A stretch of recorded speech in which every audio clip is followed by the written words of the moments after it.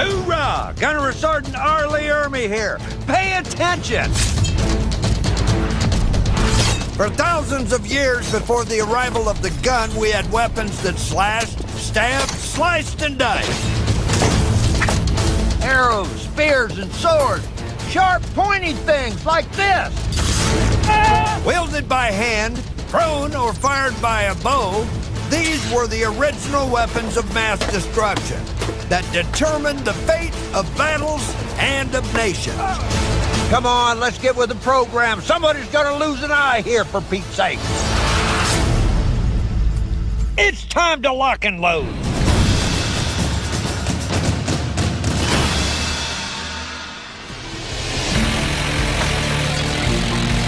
That's right, Einstein. This is not a sword.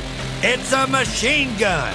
One of the most awesome butt-kicking weapons there is. But it's just a baby. It's only been around for about 130 years. In the long history of warfare, that's just a tick on the clock. But its introduction marked the end of an era and put the final nail in the coffin for a group of weapons that dominated the world for thousands of years. Bows and arrows, spears and swords. So, let's get in a time machine and start with a weapon that goes all the way back to around 8000 BC, the bow and arrow.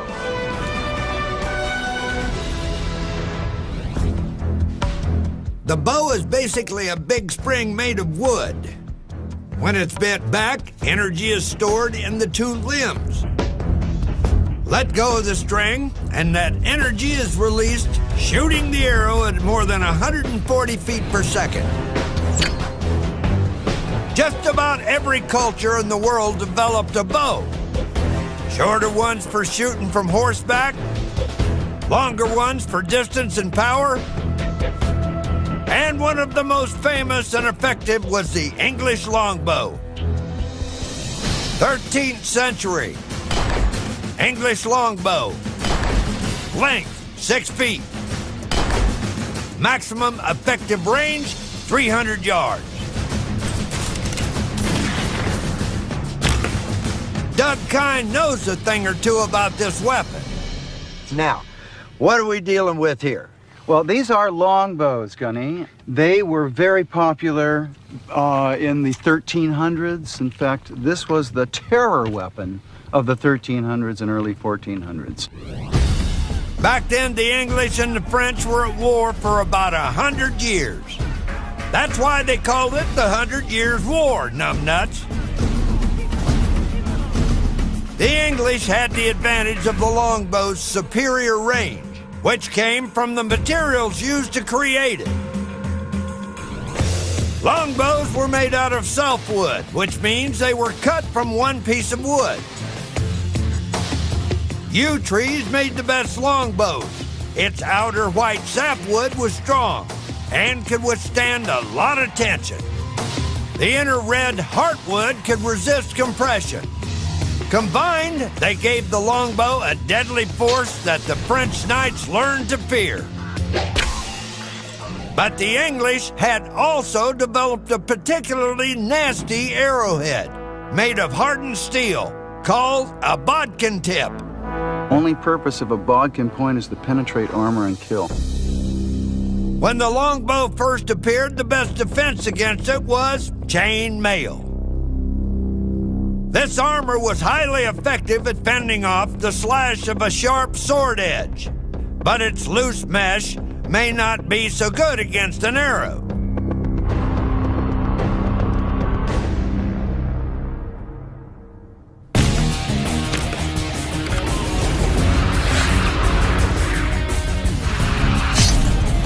Wow, and my bow is only half as powerful as a full English longbow. It went through the chainmail on this side, bang, right on through, and here's what I didn't expect. I didn't expect it would come through the chainmail on the backside. At the Battle of Crecy in 1346, 5,500 English archers fired off around 150,000 arrows in a series of 30 volleys to defeat the French. Okay, well, this was just too damn easy as far as I'm concerned.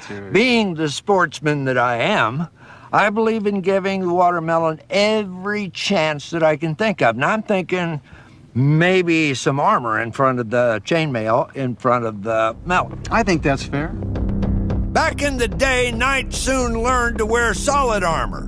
But was it any use against the deadly bodkin tip?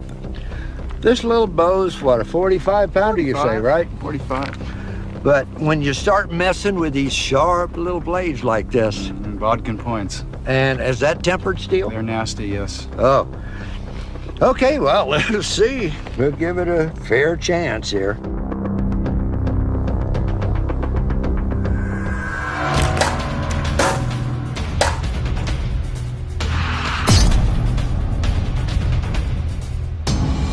Now, a full-size longbow might have pierced this armor, but today, this melon got lucky. Well, you know what? That saved his life. That did save his life, but we made a heck of a dent in it. Actually got penetration. It just didn't quite make it. The breastplate turns out to be more effective than the chain mail. And thicker armor wasn't the only problem the longbow had to face.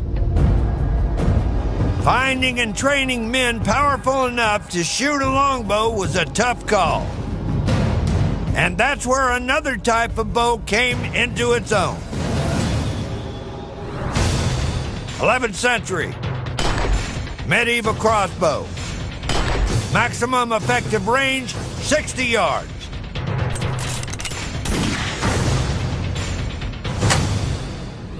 The earliest record of the crossbow was in China around 500 BC, but they probably had them even earlier.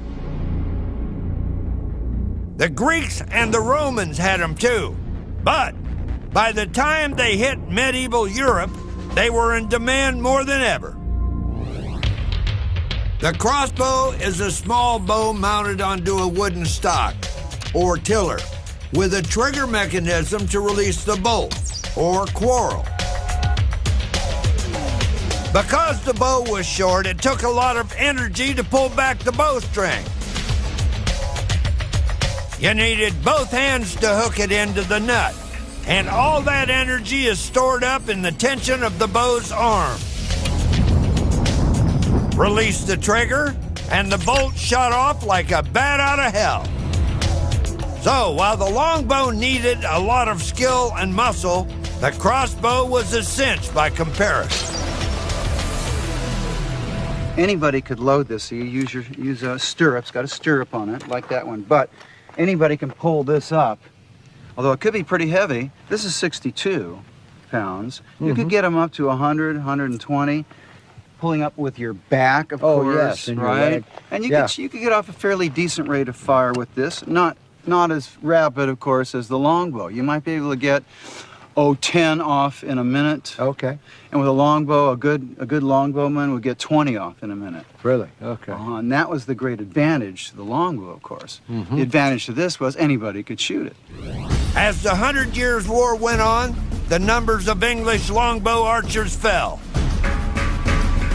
The French began to gain the upper hand because they had more crossbows. The longbow had had its day. Okay, without further ado, let's just crank this baby off here.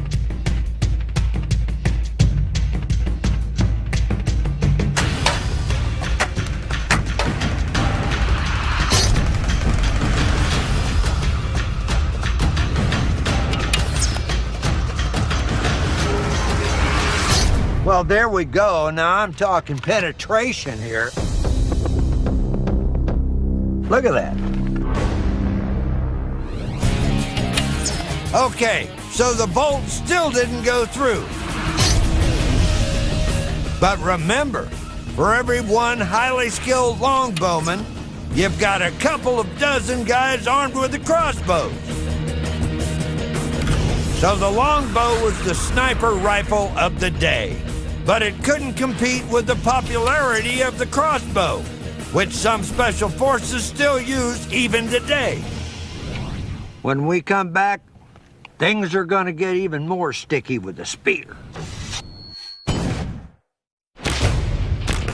Bows and arrows could turn the tide of battle in the hands of skilled archers.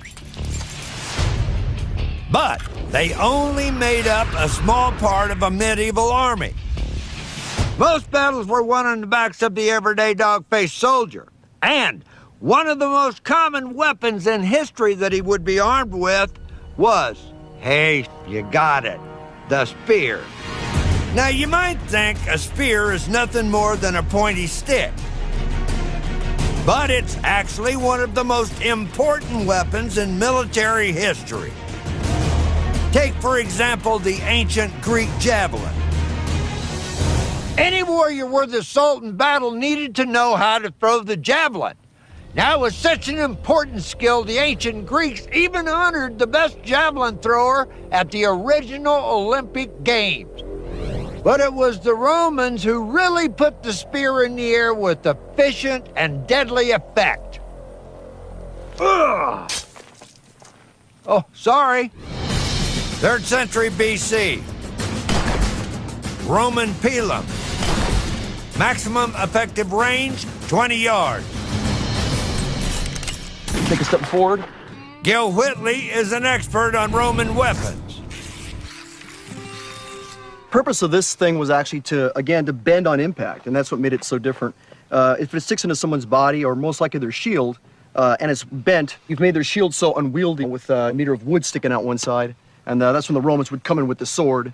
Of course, they've got very large shields. To ensure that it bent, the Romans typically would temper the iron all the way down, with the exception of this 8 inches or so, leaving it softer.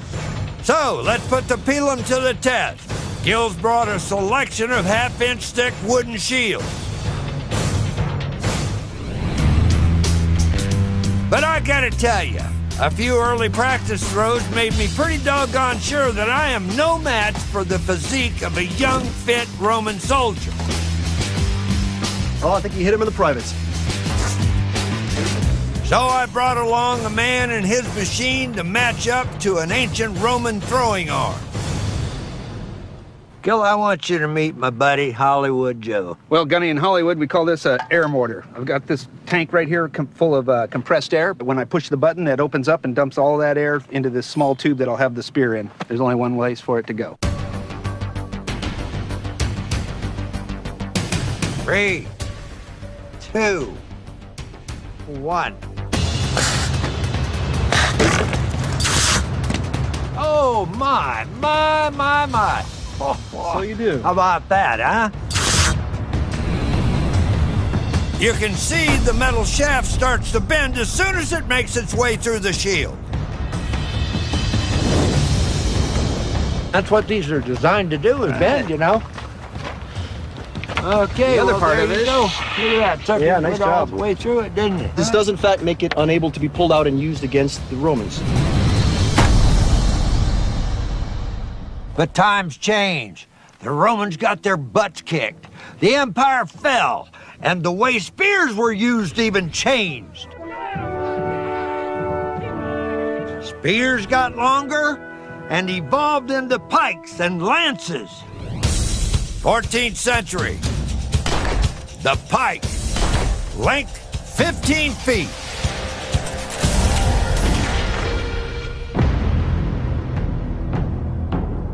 So you're a poor foot soldier, and the cavalry is charging at you on horseback, full speed ahead. What do? Cry? Run away? Go home? None of the above. You get yourself a nice, long pike. Ah! Because it was a long two-handed weapon, a pikeman could bring down a guy on horseback by outreaching him with his long, sharp stick. Now, the enemy's charging, you'd plant the butt in the deck, boom, just like that, and you would hold firm and impale the bad guys as they rode past. In the 3rd century BC, Alexander the Great perfected the hedgehog formation. a tight forest of pike tips that made it very tricky for an enemy to penetrate. But there's one little teeny-weeny drawback. Sure, the ground troops had a nice long pike to poke the cavalry with, but the cavalry didn't just come out to the battlefield to get piked. They had their own ideas about that, called the lance. The lance wasn't just used by medieval knights in jousting tournaments. Horse-mounted lancers fought on battlefields for thousands of years, from 300 BC through the Napoleonic Wars and beyond. Fritz Bronner is an expert on Victorian lancers and warfare in the 1800s. Ho ho! All right, good shot. The horse with a lance is an incredible weapon with mobility and speed. And the opportunity to have that first strike with the impact of the weight of the horse, but also to reach out against that pike and basically get that first impact, that blow to bring the shock to the infantry and to create more opportunity for the next line of cavalry to pulverize them. Now this weird-looking contraption here is called the quintain, used by lancers throughout history for target practice. How about if I give it a try? We can certainly get you on a horse. Lancer, ready.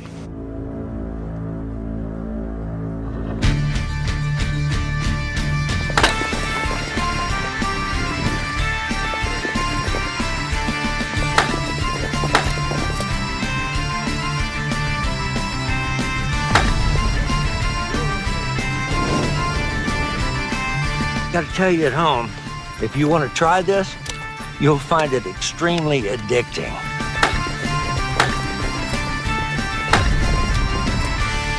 I got something else for you. What do you have? It's another challenge. It's called rings. Rings? And Oh, that sounds fun. To knock an enemy off his horse, you had to be able to hit him just right. We'll see what happens here, huh? All righty. And improving your aim is what this ring test is all about. Lancer, ready. Okay, Foss, come on, give me a break here, huh?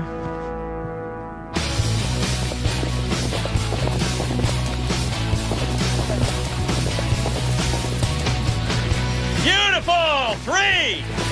Not bad for an old Marine, even if I do say so myself. A shot of adrenaline is what it's like. You know, Fritz, that bothers hell out of me. There's watermelon over there. It's Hecklin's. I hear it. It just needs to be killed, that's all.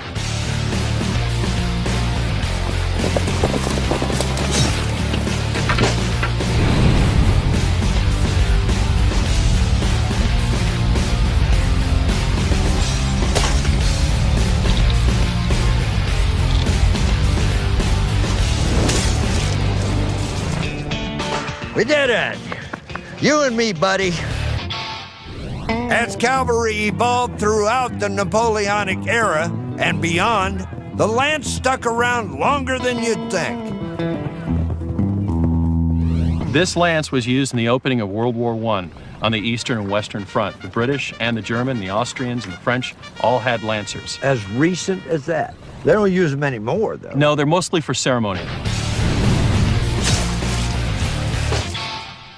But a new edged weapon was devised to provide riflemen with a spear-like capability, the bayonet. Oh, but we're going to get to that later, so just keep your shirt on, honey. Okay, we've talked about bows and arrows, we've talked about spears, and now it's time for the big kahuna of ancient weaponry, the sword. The old saying is, you live by the sword, you die by the sword. In fact, people have been living and dying by the sword since around 3300 BC, the dawn of the Bronze Age. 30th century BC, the Hallstatt sword, length 20 inches.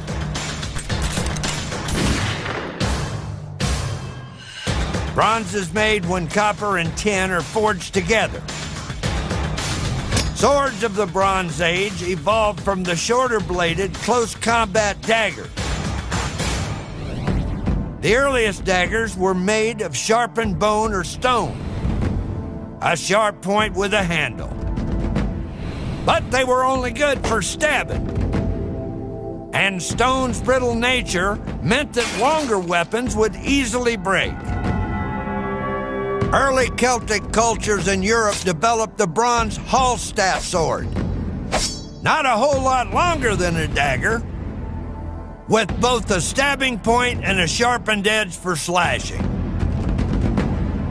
And here's a sword maker, Dave Baker, to tell us more about it. With a bronze blade, since it's soft, though it's got weight so you can hit with it, and it's got an edge so you can cut with it, it's primarily a thrusting weapon back in the day. You'd be behind your shield, button shields with somebody else, and you'd be thrusting into them as opposed to cutting at them. But believe me, this blade cuts just fine. Yeah, that's plenty sharp now. Bronze swords were easy to cast and hammer into shape because bronze is a very soft metal. But being soft made for problems on the battlefield. It bends easy, it loses its edge quickly. Once you started smashing this against a piece of bronze armor or even a piece of boiled leather armor, it's going to lose its edge pretty quick. Now that's something I have to try for myself. This is a rawhide shield I mocked up there, pretty similar to what would be used back in the Celtic period, so let's see how you do. Okay, here we go. I've only hit this shield a dozen times, but it's pretty well blunted the edge of this sword. Sword makers needed harder metal, and they got it around 1400 BC. Iron, baby, iron. 14th century BC. Iron Age sword. Length 35 inches.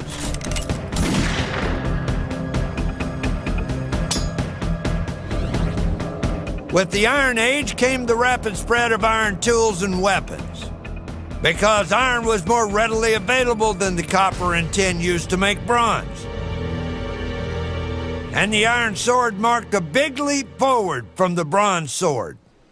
It'll hold its shape better, it'll hold an edge better, doesn't bend quite as easily, and can be worked into a lot of shapes.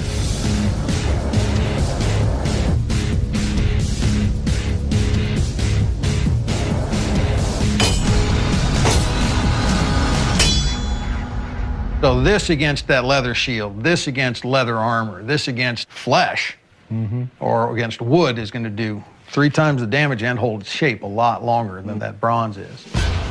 Time for another gunny test. Here we go. Let's see if there's any sparks fly here.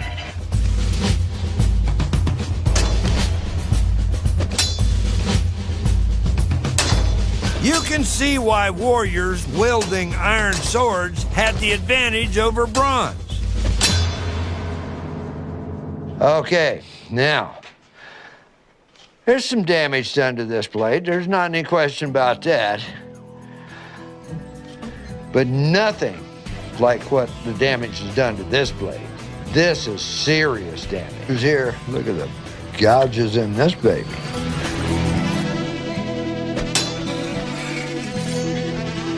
So the bronze Hallstatt sword is no match for the iron sword. But swordsmiths didn't stop there. Oh no, at some point, some guys messing around with iron at the forge came up with something even better. Cold, hard steel.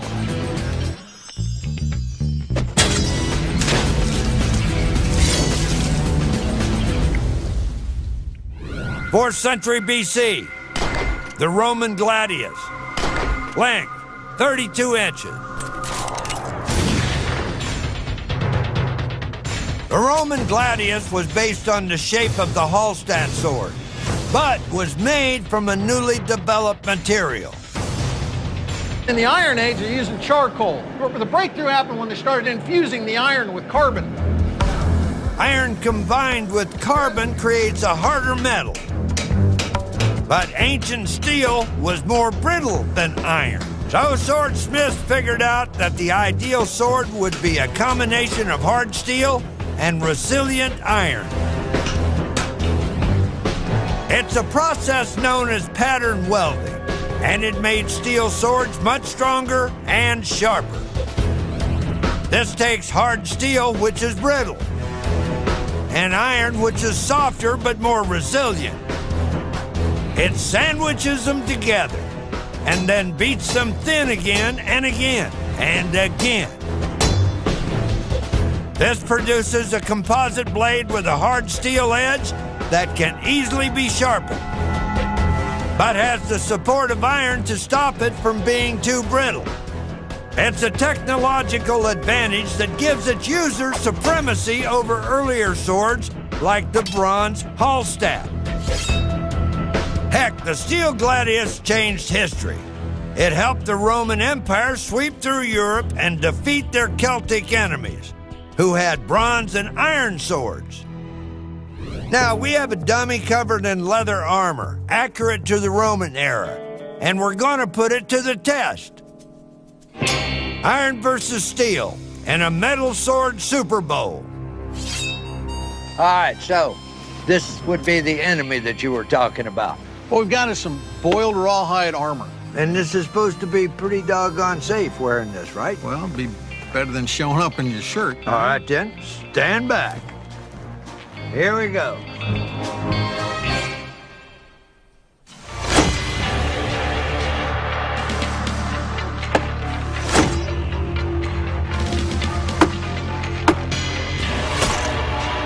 Well, the iron's done a bit of damage to the armor, so let's just see what the steel can do.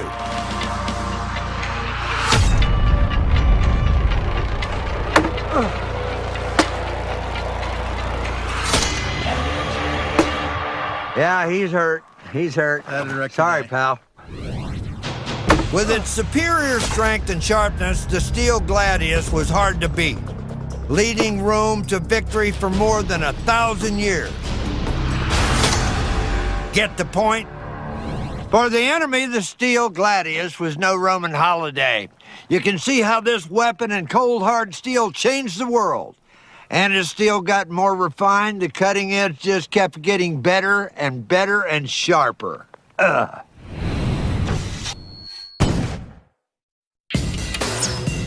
We're talking about the weapons that dominated the world for thousands of years before guns were ever invented. Arrows, spears, and swords. What could be better than cold, hard steel? Much, much harder steel, sweetie. Around the 10th century, they discovered that controlled reheating of steel and rapid cooling in water makes it even stronger. This new tempered steel meant longer and sharper blades. So, who was the genius who figured all this out, you say? No one really knows. Tempering techniques sort of just popped up over the centuries. Separated by thousands of miles, two legendary swords were born of this new technology around the same time. The European longsword and the Japanese samurai sword, or katana. 15th century, Japanese katana. Warrior, the samurai. Blade, 36 inches. The Japanese katana is a two-handed weapon with a single-edged blade and a stabbing point. Its signature curved blade allowed the samurai to draw the katana and cut in a single move.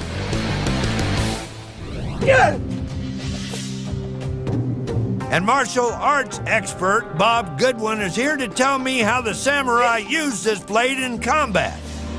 What we have is a cutting weapon. One cut, one kill. Because it's not about standing there bashing swords together. It's about developing the footwork to where you can come around to an angle and avoid something coming in while cutting at the same time. Back in the day, they used to test the blade on the corpses of convicts. But I figured that wouldn't go down too well today.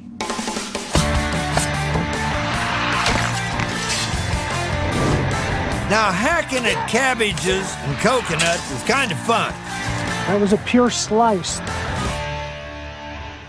But how about something with a bit more substance, like a solid block of ice?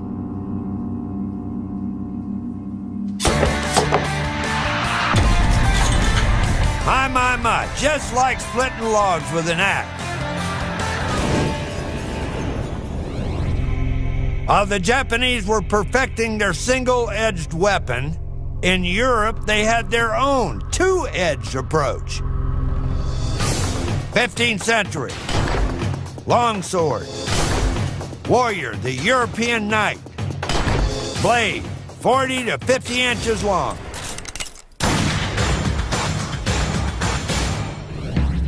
Longswords have cruciform hilts, providing room for two hands. They often weighed as much as 4.5 pounds, with a straight double-edged blade nearly 4 feet long. The really fine weapons of that era were balanced to where you could use it one-handed, because again, you may have a shield in the other hand or another weapon. Every part of the longsword was used for combat. The pommel for pommeling, the broad blade for cutting. And as armor improved, the blades became narrower and pointier for thrusting. Or you can use it both hands if you really want to cleave through something. You really want to take a swing and That's really right. whack them, yeah. Yeah. And it's nice and long. I like that. You don't have to get too close.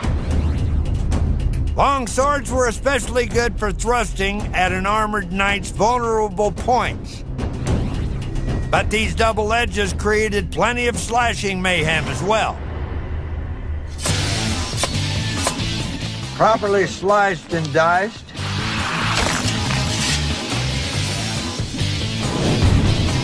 Okay, we know what we're gonna have for lunch. There's some juice left in there. All we need is some ice. Okay, the katana sliced through the ice pretty nice. Now the longsword.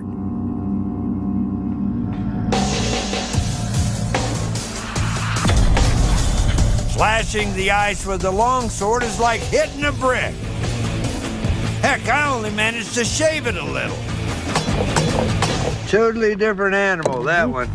The katana definitely has the edge as an icebreaker. But nobody goes to war against ice cubes. What about the kind of leather armor worn by your average foot soldier? We saw how leather armor stood up to Roman gladius and iron sword. Well now, it's time for the heavyweight division. Longsword against katana.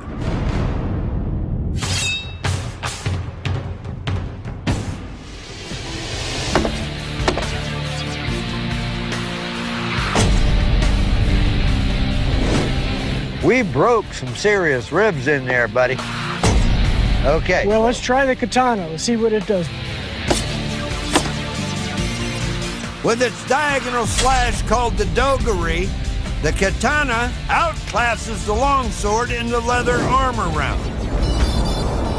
Well, there's no question about it. He just lost his arm, his heart, some of his intestines left, but that did take a big, nice hack out of that one. Two different weapons from the far-flung corners of the world. Both prized by the elite warriors of their culture. Both were the cutting edge of their respective armies in bloody battle. And both faced opponents in metal armor.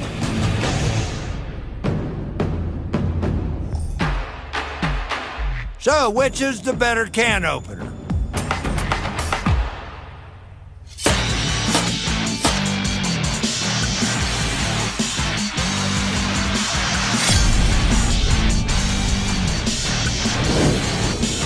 Not a real classy can opener. It did do some damage. It did what it's supposed to do.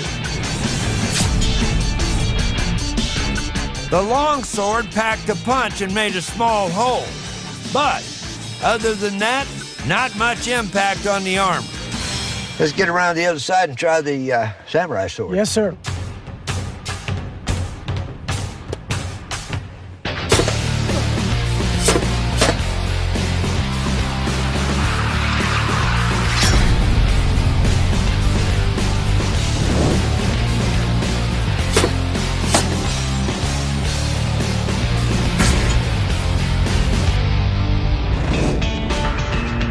We got a lot more penetration, Yes, sir, we did.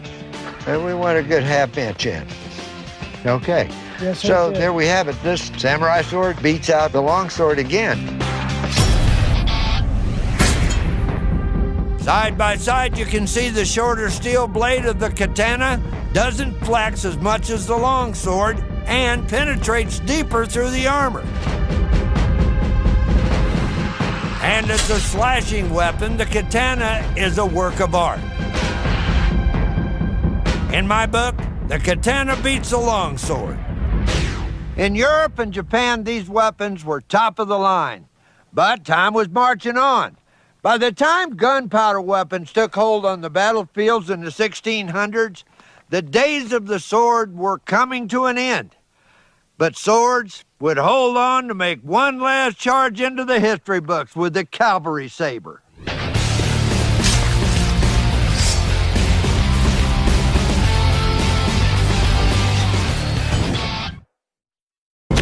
For thousands of years, arrows, spears, and swords ruled the battlefield. But the introduction of gunpowder weapons in the 1500s marked the beginning of the end. By the time the 1800s rolled around, rifles and handguns were making swords practically obsolete. But there was one sword that was going to hang in there for one last charge. That would be the cavalry saber. 19th century, cavalry saber. Blade, 35 inches, single-edged steel.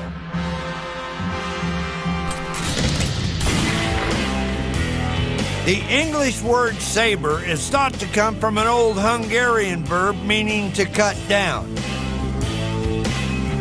Probably why the saber became a favorite with cavalrymen for centuries, lasting all the way up to World War I. The saber is a single-handed cavalry sword, most notable for its curved blade. For centuries, the curved blade has been recognized as the best for slashing from horseback. But in 1913, the U.S. Army adopted a straight saber, designed by a certain maverick second lieutenant, George S. Patton. So which was better, curved or straight? Well, to test a cavalry sword, first you need a horse. And this one belongs to weapons expert Anthony DeLongis. There's been this controversy for about 500 years on which is better, the curved or the straight, for combat on horseback. Each one is designed to accomplish the purpose for which it was meant better than the other. Okay, then first up, let's see how these sabers slice up this enemy melon.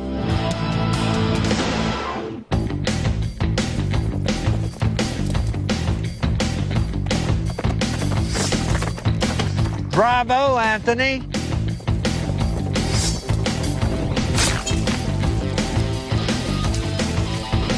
Let's see if I can get the edge on that melon with the straight Patton saber.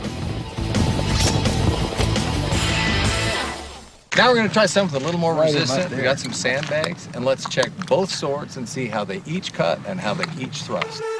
First is the Patton sword. And I'm going to try to run that sandbag through. It's made of canvas, so a well-trained hit should go right through it. Yeah, baby! No doubt about it, Patton was right about thrusting with a straight blade.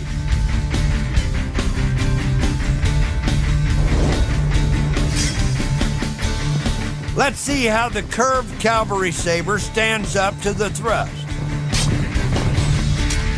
Not bad. The sharp tip and slight curve are still lethal for thrusting. So, straight and curved sabers are still neck and neck. Next, we need to test how each of the sabers slashes.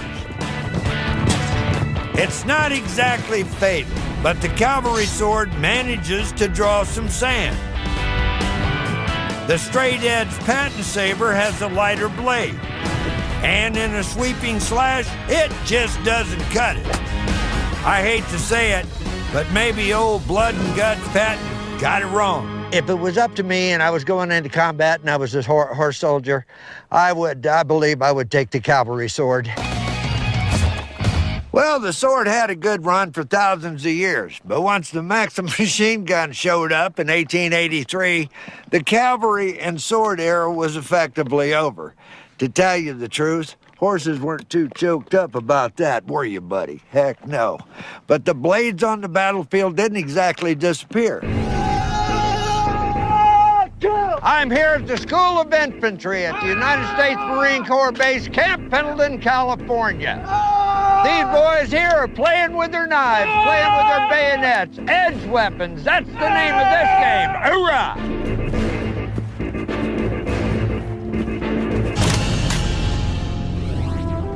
For as long as rifles have existed, warriors have had some kind of blade on hand just in case, for a kind of plan B.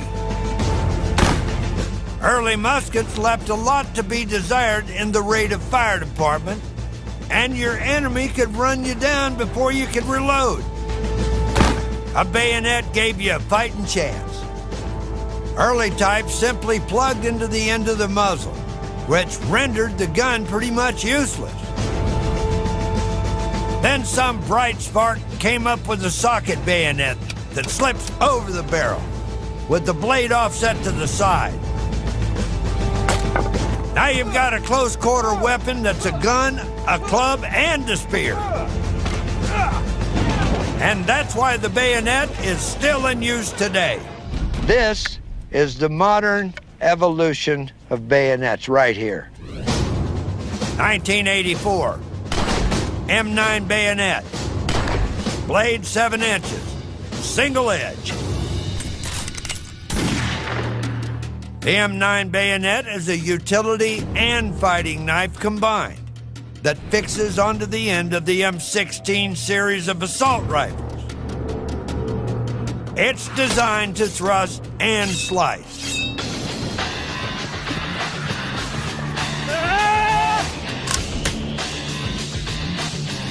And every new recruit entering basic training is trained in hand-to-hand combat using the M9 against fixed targets and against each other.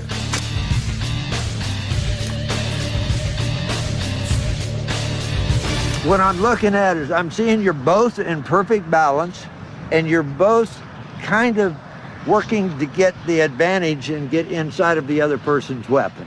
Yes. Is that the basics? It is. I want to keep my body weight low, and I'm looking for the openings on his chest. So when he's in his stance, right now I see that his bayonet is to his left. So that means his entire right side is open. So that's where I want to strike. Okay. So you're reading this guy. I'll tell you what, let me have that rifle. There you go, Gunny. Sergeant Cassio seems to be the smaller of the two. I could probably whip up on him. Okay, you're taking me out here. Hit me in that one. Well, there you go. You see, this is what happens to the young devil dog that is not well versed in bayonet fighting. Now, it's not that I'm a sore loser or anything like that, but I just suddenly got the urge to slip off that blue plastic safety cover and attack something.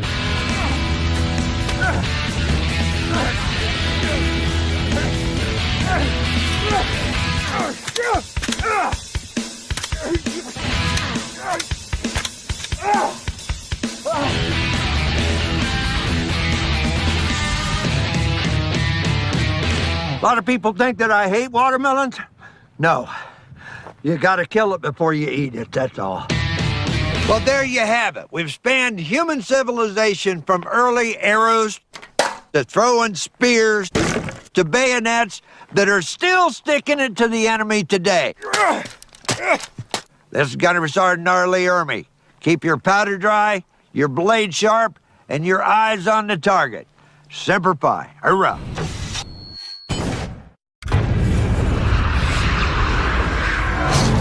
Hoorah! Gunnery Sergeant R. Lee Ermey here. Pay attention! For thousands of years before the arrival of the gun, we had weapons that slashed, stabbed, sliced and diced. Arrows, spears, and swords. Sharp, pointy things like this. Wielded by hand, thrown or fired by a bow, these were the original weapons of mass destruction that determined the fate of battles and of nations. Come on, let's get with the program. Somebody's gonna lose an eye here, for Pete's sake. It's time to lock and load.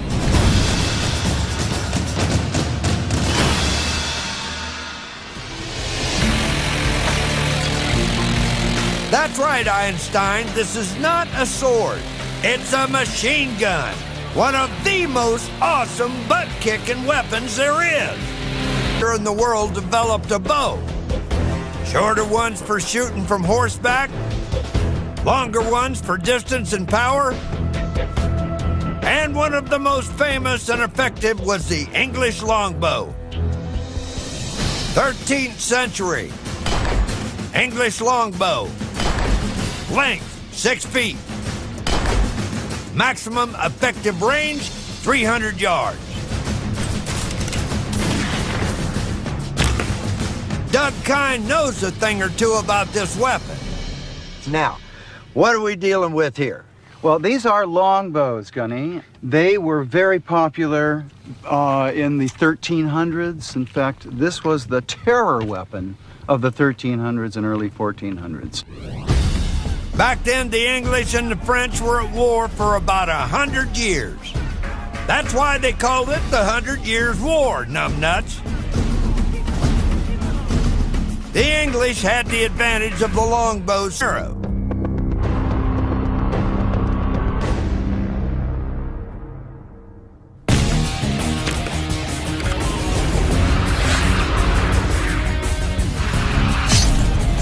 Wow, and my bow is only half as powerful as a full English longbow. It went through the chainmail on this side, bang, right on through, and here's what I didn't expect. I didn't expect it would come through the chainmail on the backside. At the Battle of Crecy in 1346, 5,500 English archers fired off around 150,000 arrows in a series of 30 volleys to defeat the French. Okay, well, this was just too damn easy as far as I'm concerned. Being the sportsman that I am, I believe in giving the watermelon every chance that I can think of. Now, I'm thinking maybe some armor in front of the chainmail in front. Superior range, which came from the materials used to create it. Longbows were made out of self-wood, which means they were cut from one piece of wood. Yew trees made the best longbows. Its outer white sapwood was strong and could withstand a lot of tension. The inner red heartwood could resist compression.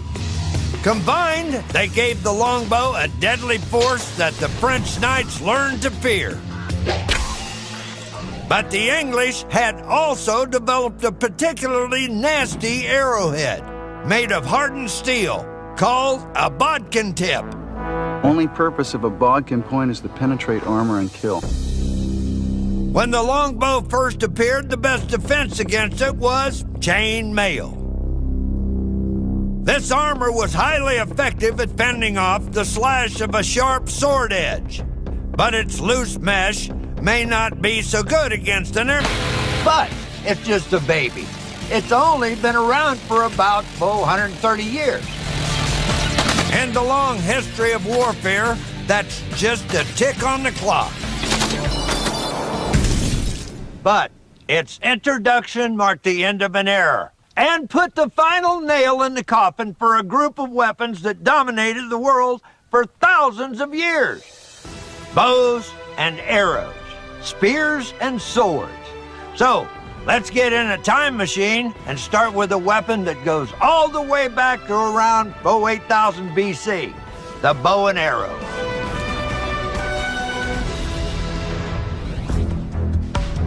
The bow is basically a big spring made of wood.